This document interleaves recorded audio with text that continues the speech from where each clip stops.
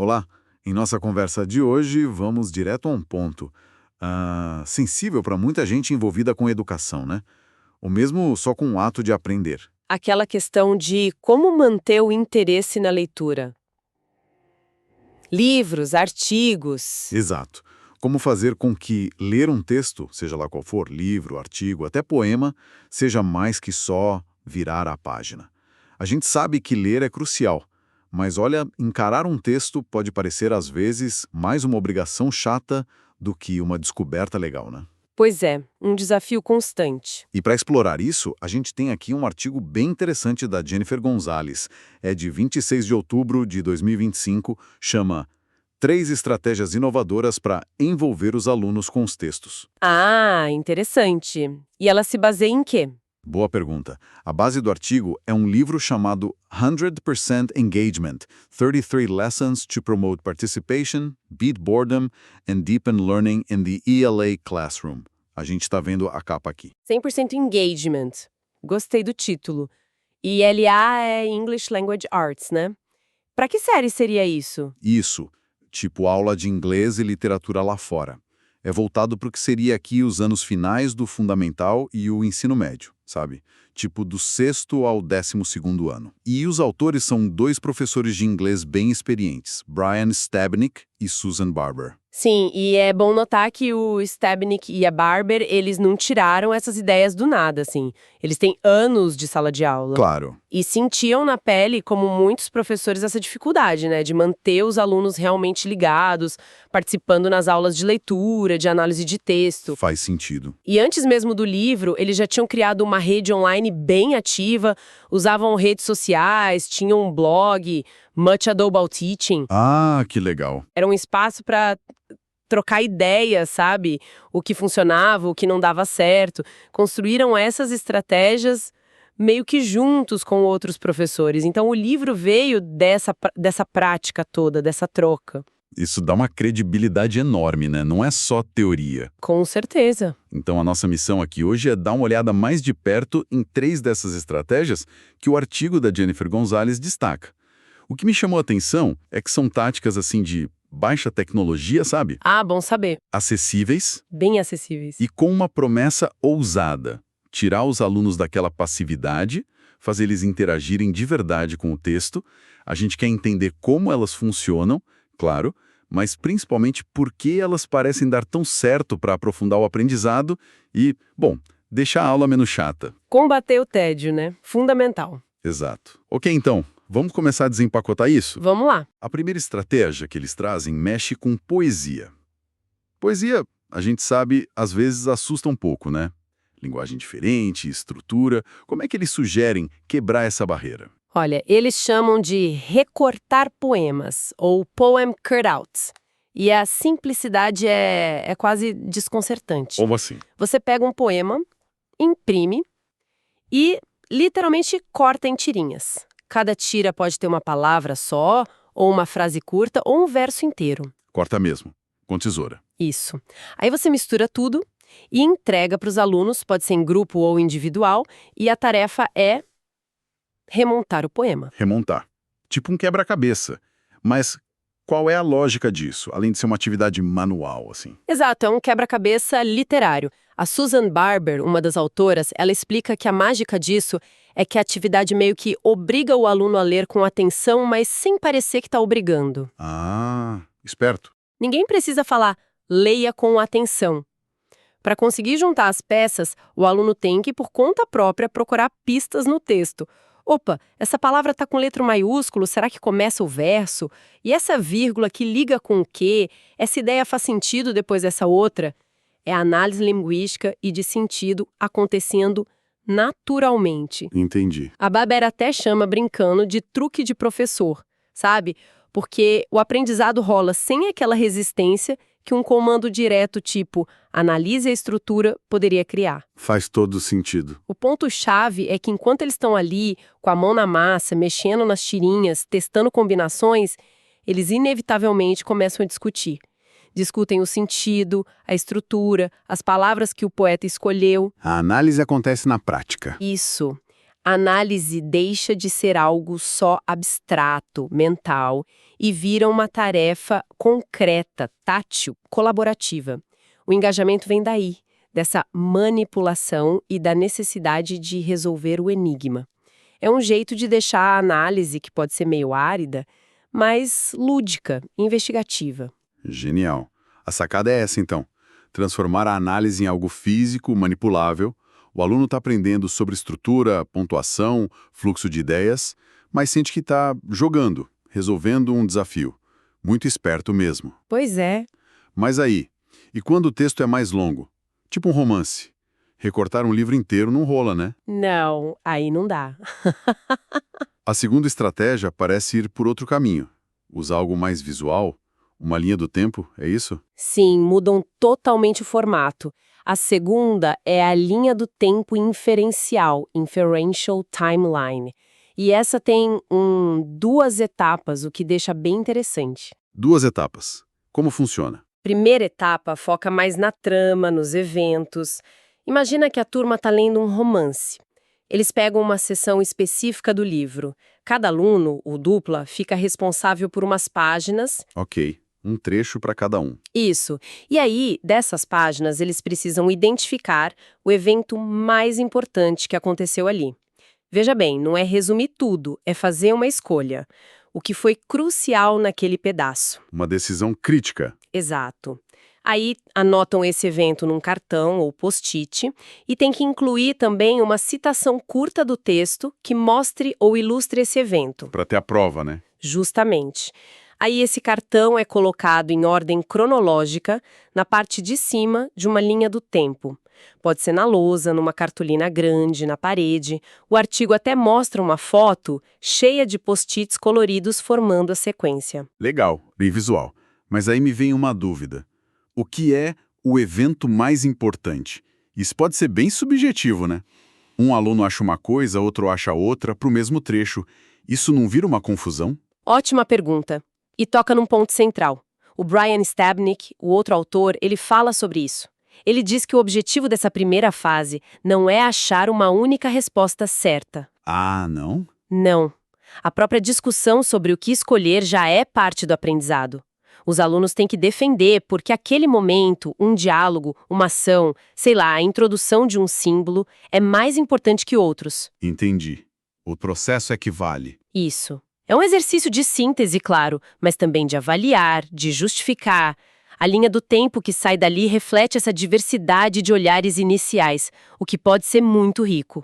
O foco é treinar essa habilidade de filtrar o essencial da trama e já começar a pensar no impacto dos eventos. Entendi.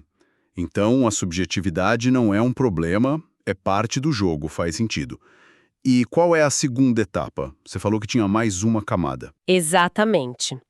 Depois que essa primeira fileira de post-its com os eventos está pronta, vem o passo que dá o nome à estratégia: a inferência. Inferência. Deduzir o significado, é isso. Basicamente isso. Tirar conclusões sobre a importância de algo que não está dito com todas as letras no texto. Então agora, cada aluno pega o cartão de um colega, um evento que ele não analisou antes, e adiciona um segundo cartão, logo abaixo do primeiro. Ah, um embaixo do outro. E o que vai nesse segundo cartão? Neste novo cartão, a tarefa é explicar por que aquele evento que o colega identificou é significativo. Qual a importância dele para o quadro geral da história? Para o desenvolvimento do personagem, para o tema que está sendo construído. Nossa, que virada! Então, primeiro eles identificam o que aconteceu e depois analisam por que isso importa. E ainda por cima, construindo em cima da análise do outro. Precisamente. É aqui que o nível de pensamento, sabe, dá um salto. Sai do resumo da trama e entra na análise do significado da função daquele evento na obra como um todo. Bem mais profundo. Muito. O Stabnick chama isso de colaboração mental. Mesmo que eles não estejam conversando ali na hora, um aluno está lendo a escolha do colega, interpretando e adicionando a sua própria camada de análise, sua inferência sobre as implicações daquele momento. Que interessante essa ideia de colaboração mental. fundamental. É, né? Passa da compreensão literal para a interpretação. Por que aquilo aconteceu? Quais as consequências? O que isso revela? E como termina a atividade? Geralmente termina com o que eles chamam de visita guiada ou gallery walk. Os alunos andam pela sala, olham a linha do tempo completa com as duas camadas, eventos e inferências. Eles veem a sequência da história e também as diferentes interpretações e conexões que os colegas fizeram. É um jeito muito visual e coletivo de construir um entendimento mais rico do texto, sabe? Percebendo que o mesmo evento pode ser várias camadas de sentido. Essa ideia de colaboração mental, de construir o entendimento em camadas, primeiro o fato, depois a interpretação, e tudo isso visualmente, nossa, é muito poderosa. Parece que evita aquela análise mais superficial, né? Força uma conexão mais profunda. Exatamente. Agora, a terceira estratégia que eles trazem, ela aparece na direção quase oposta. Não do geral para o específico, como na linha do tempo, mas focando muito, muito no detalhe. É isso mesmo. Dar um zoom progressivo numa passagem do texto. O processo é bem estruturado. Zoom progressivo. Como assim? Os alunos começam com um trecho selecionado, um parágrafo, uma estrofe. Daí eles têm que fazer 3 escolhas, cada vez mais focadas. 3 escolhas. Quais? Primeiro, dentro daquele trecho, qual é a frase ou verso, se for poema, mais importante? A mais carregada de sentido. Ok, a frase principal. Segundo, dentro dessa frase que ele escolheu, qual é a expressão ou oração, pedaço menor da frase, que concentra a maior força, a ideia-chave? Um fragmento dentro da frase. Isso. E terceiro, dentro dessa expressão ou oração, qual é a palavra individual que parece ser a mais crucial, a que mais ressoa? Palavra. Nossa. O artigo até usa uma imagem de círculos concêntricos para mostrar isso. A frase contém a expressão que contém a palavra. É um processo de destilação, sabe? Uau, isso exige uma atenção ao detalhe absurda. Mas não é só escolher. Imagina, o que eles fazem depois dessa seleção tripla. Não, escolher é só o começo. O passo seguinte é fundamental. Os alunos precisam justificar as escolhas. Para a turma toda ou em grupos pequenos. Por que essa frase, por que essa expressão aqui dentro e por que essa palavra é tão chave assim? A defesa da escolha. Exato. Isso obriga a articular o raciocínio, a conectar aquele micro detalhe com um significado maior. Depois dessa discussão em grupos menores, eles usam essas seleções, a frase, a expressão e a palavra que o grupo achou mais significativas, como uma âncora para discutir e tirar conclusões mais amplas sobre a passagem inteira. Tipo, como essas pequenas escolhas revelam algo sobre o tom, o tema, o personagem. Exatamente. Sobre o propósito do autor naquele trecho específico. Fico pensando, essa atividade parece uma resposta direta para uma dificuldade muito comum dos alunos, né? Aquela coisa de fazer comentários muito gerais sobre um texto. Ah, o autor quis dizer isso, mas sem conseguir apontar onde no texto está a base daquela ideia. Perfeito. A Susan Barbers menciona que criou essa aula justamente por causa disso. Ela via muito aluno falando, o personagem tá triste. Daí ela perguntava, legal, mas onde no texto você vê isso? E a resposta era vaga, tá por aqui, no geral. Sei bem como é. A renderização de texto ataca isso de frente. Força o aluno a fazer o caminho inverso, partir de uma ideia geral e rastreá-la até a origem concreta no texto, até a palavra específica que carrega aquele peso. Levanta aquela questão essencial. Como é que a gente embasa o que a gente interpreta? Cadê a evidência textual? Fundamental isso. Então, o grande benefício aqui é treinar o aluno a dar esse zoom na linguagem. Perceber como as escolhas de palavras, a sintaxe, como tudo isso constrói o significado. Em vez de ficar só flutuando nas ideias gerais, eles aprendem a mergulhar na textura do texto e achar a prova concreta para as leituras que fazem. Ajuda a interpretação a ser menos achismo e mais análise cuidadosa da linguagem mesmo. Faz todo sentido. É como aprender a usar um microscópio para analisar o texto, né? Vendo como as células, palavras, formam os tecidos, frases, que compõem o órgão, o texto. Boa analogia. É por aí mesmo. E antes da gente fechar, Vale lembrar que os autores, os Stepnick e a Barber, eles não pararam no livro. Eles continuam essa conversa, né? Sim, eles são super engajados em criar comunidade, tem um grupo no Facebook, 100% engagement, e continuam atualizando o blog, Much Ado About Teaching. Ah, legal. São espaços onde professores podem achar mais detalhes, tirar dúvidas e até compartilhar como eles adaptaram essas estratégias. Fomenta essa cultura de engajamento ativo na educação, sabe? Ótimo saber desses recursos. Então, se a gente fosse resumir o que a gente viu hoje, exploramos 3 caminhos bem diferentes para engajar leitores com textos, né? Uhum. O recortar poemas, que usa a reconstrução física para forçar a leitura atenta, a linha do tempo inferencial, que estrutura a compreensão em camadas, evento e significado, e a renderização de texto, que ensina a focar no superdetalhe para embasar interpretações maiores. 3 abordagens bem práticas. E, apesar de diferentes, o fio que conecta todas elas parece ser essa aposta em métodos ativos de baixa tecnologia que botam o aluno no centro da ação, combatem a monotonia e, o mais importante, buscam uma compreensão mais profunda do que aquela leitura silenciosa e passiva muitas vezes dá conta. Exatamente. Qual seria, então, a grande lição que a gente pode tirar disso tudo?